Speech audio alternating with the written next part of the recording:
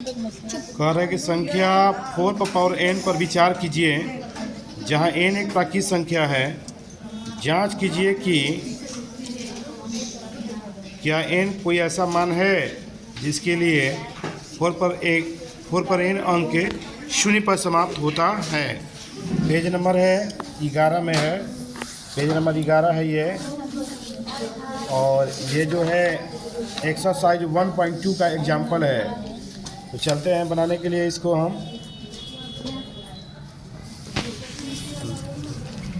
ले लो बनाओ, आगे हो अच्छा रहेगा। पीछे जाओ, बैठो वही करता है। जाओ ढेर बोला तड़े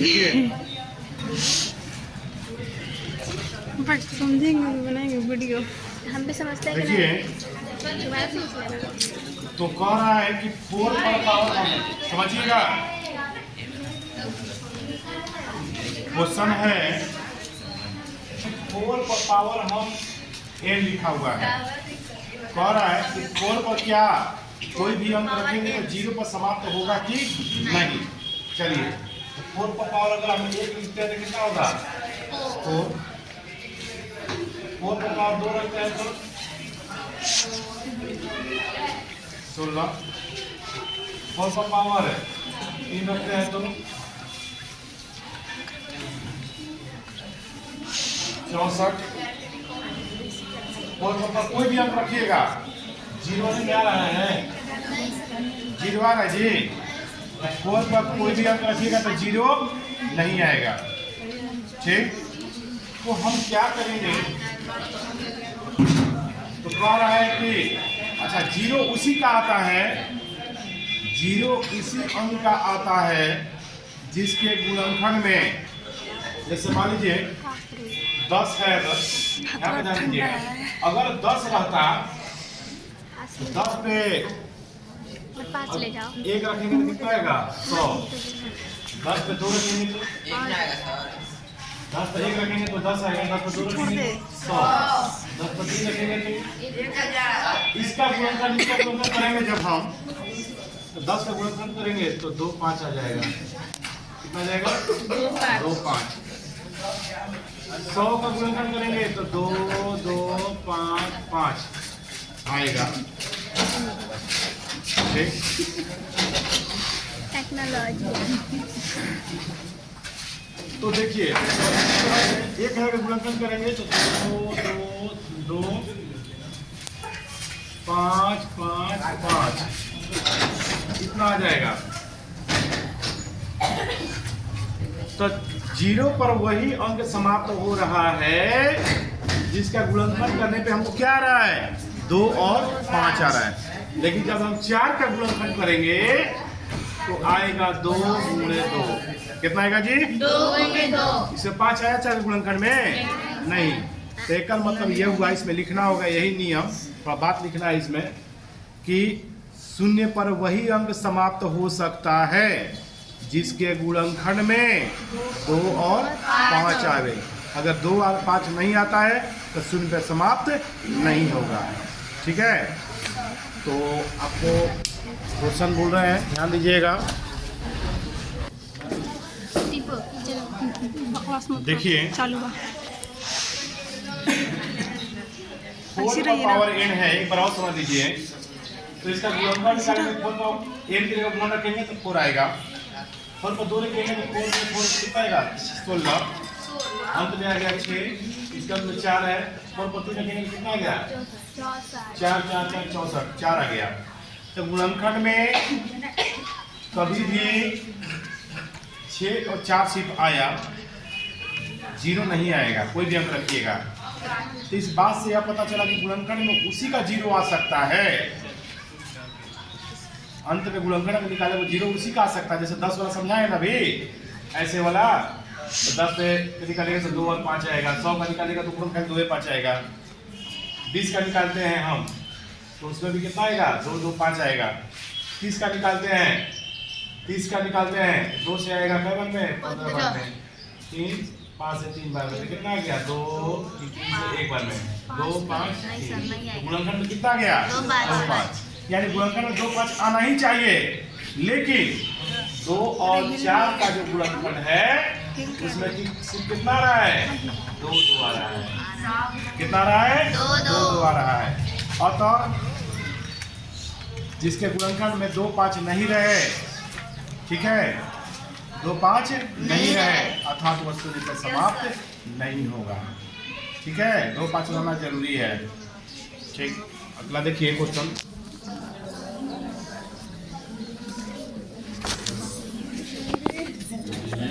इस तरह से लिटरेचर लिख लेंगे हम। 4 पर पावर n कोई भी अंक रखेंगे, 4 पर पावर n, उस पर n लिखो।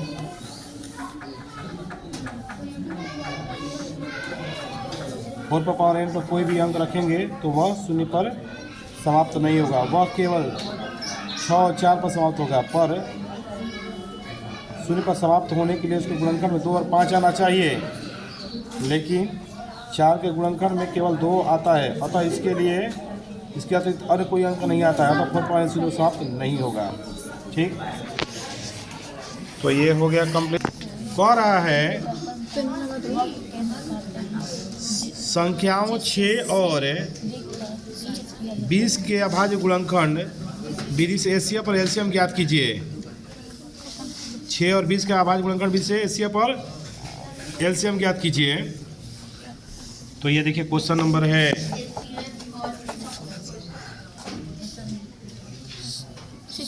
उदाहरण 6 है, पेज नंबर 12 में है, पेज नंबर 12 है। ठीक है, 1.2 का उदाहरण है। तो देखिए, तो चलिए अब हम बनाने जा रहे हैं। ये है पेज नंबर है 12। पेज नंबर है 12। तो देखिए कैसे बनाएंगे हम। कड़ा संख्या 6 और 20 के गुणनखंड विधि से एचसीएफ पर एलसीएम ज्ञात कीजिए। देखिए, तो 6 और 20 है, 6 और 20।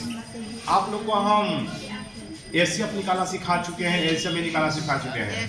तो इसका एचसीएफ कैसे निकालेंगे? तो 6 का गुणनखंड निकालेंगे 3 बार में, 3 से 1 बार में। 20 का निकालेंगे 2 से 10 बार में, 5 से 1 बार में। ठीक है, समझिए। तो 6 जो है कितना 6 का गया? 2 3 1, 2 3 1। 20 का आ जाएगा 2 2 5 1। क्या ऐसा चीज है जो दोनों में है? और कोई है? एक है वो। सुनिए, एचसीएफ हो जाएगा आपका 2 और ये वेट मिल रहा है ना, वेट को क्या करेंगे? 2। अब एलसीएम बनाना है, एलसीएम। तो एलसीएम का जो विधि, आप सिंपल जो विधि है, आप 6 का जो गुणनखंड निकालेंगे वही जो किया है यार। देखिए, अब एलसीएम निकाल दिए। सुनिए, एलसीएम निकालने के लिए हम आपको 5 में सब विधि बताए थे, एचसीएफ का ही 5 को विधि बताए थे। देखिए, तो इसका भी गुणनखंड निकालेंगे 2 से, 3 से,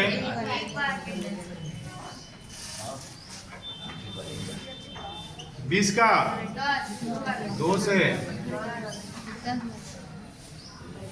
2 से, 5 से, तो आ गया हमको 6 का 2 3 1। 20 का क्या आ गया? 2 कै को आ गया? 1 2 को है ना। ऐसे हम निकालेगा तो इसमें क्या को लिख देते हैं? 2 को। अगर 3 को 2 आता तो क्या करते हैं? 3 को 3 लिख देते हैं।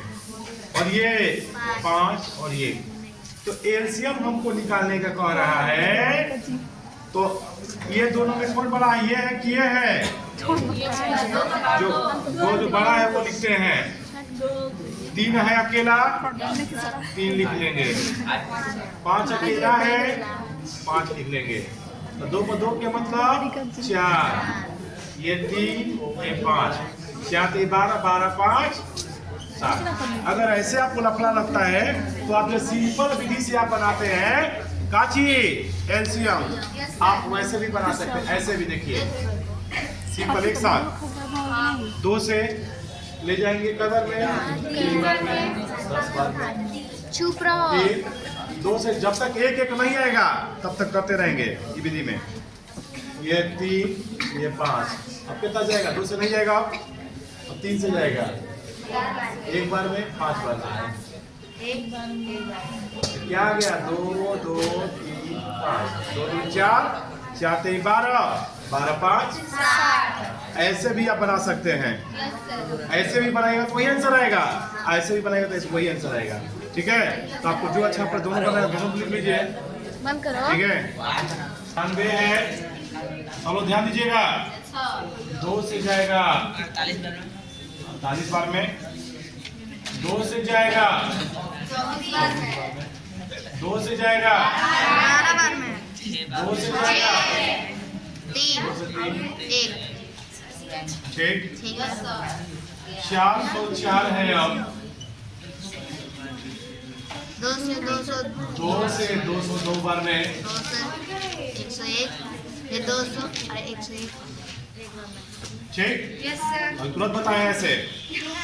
अब हम क्या करेंगे कि 96 जो है 2 2 2 2 2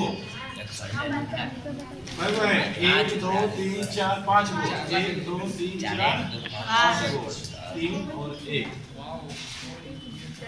404 का जब हम करेंगे तो आएगा 2 202, 2 101 1। कौन और कैसे मिल रहा है दोनों में बताइए? 2 तो 2 मिल गया, 2 2 1 एगो और 2 मिल गया 1। और एगो 1 मिल गया। ठीक, तो आपका एसीएफ जो होगा 2 2 है, एगो 2 3 2 है, एगो 2 2 1 1 है, एगो 1 गुना करने के कितना जाएगा? 4। ठीक,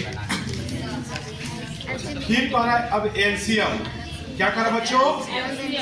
तो एलसीएम बनाने के लिए सुनो जी, आपको तरीका बताए हैं हम, दोनों तरीका बताया अलग अलग करके भी और एक साथ भी। लेकिन आप देखिए 4 से ये भी जाएगा, 4 से ये भी जाएगा, लेकिन हम 4 से नहीं ले जाएंगे। क्या है? 4 से ले जाएंगे तो चल जाएगा 4 से, लेकिन 4 से हम नहीं ले जाएंगे। क्या है भाई? क्योंकि वैसा संख्या से ले जाना है जो अभाज्य संख्या हो। 2 को देखने से नहीं हो जाएगा। तो पीछे पढ़ाई तो 5वां क्लास 6वां क्लास में 2 को देखते देखते टेबल में जाता था पढ़ा में ना, तो ले जाते थे। लेकिन अब वैसा नहीं है, अभाज्य संख्या से ले जाना है जो किसी के पढ़ा में नहीं आता हो, सिर्फ अपने पढ़ा में आता हो। ठीक है, तो 2 देखो किसी के पढ़ा में नहीं आता है, सिर्फ अपने पढ़ा में आएगा। तो ये जाएगा 48 बार में, और ये जाएगा 202 बार में, 4 बार में और 200। 4 है। ठीक है, हैं?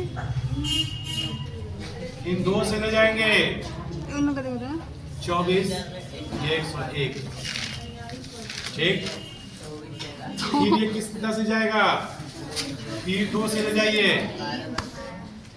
101, इन 2 से ले जाइए 6, हम कहाँ से लेते हैं? इन 2 से ले जाइए, हम अपने से किया 2 से ले जाएंगे कितना हो जाएगा? सर तो मेरे में सब 3, नहीं, 101। इन 3 से 1, 204 है ना? फिर यहाँ से भी। 1 1 हो गया। क्या गुणनखंड में आ गया हमको? फिर आना आ गया 2 2 जीरम 2। देखिए अलग हम अलग कर दे रहे हैं आपको, यहाँ पर तो घबरा जाएगा, हट नहीं रहा है, यहाँ पर कर दे रहे हैं क्योंकि लंबा चल जा रहा है। 96 और देखिए 2 से 48, ये 2 से 2, 2 से 24 101, 2 से 12 101, 2 से 6 101, 2 से 3 101, 3 से 1 101 101 से 1 ठीक। अब हम गुणा करेंगे सबका 2 2 2 2 3 101 ठीक। तो गुणा करेंगे 2 दूनी 4 4 दूनी 8 8 दूनी 16 16 32 32 दिया 32 दिया 96 96 एक से गुणा करेंगे तो 96 96। तो एलसीएम कितना आ गया बच्चों? कोई दिक्कत? उतार लीजिए अब इसको आप।